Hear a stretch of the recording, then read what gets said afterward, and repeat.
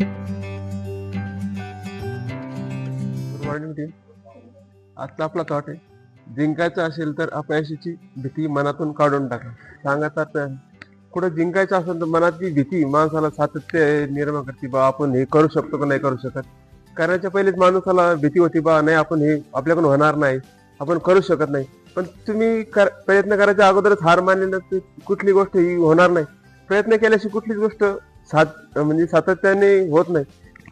जिंकायचं असेल तर लढाई कुठली बी गोष्ट ही सातत्यामध्ये ठेवावीच लागते.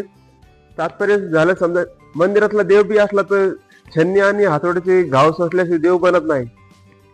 नाहीतर मग हातोडे छन्नीचे घाव सोसलेच नाही तर मग कोणी येऊन नारळाने फोडल्याने तसंच राहून दे.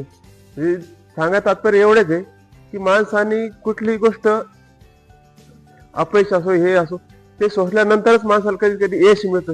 यश मिळाल्यानंतर मान सन्मान असो काही असो, मंदिरातला देव का असत नाही, जेव्हा शनीचे आतडे किंवा हे सोसलेला असतं तेव्हाच माणूस पुढे नतमस्तक होतं.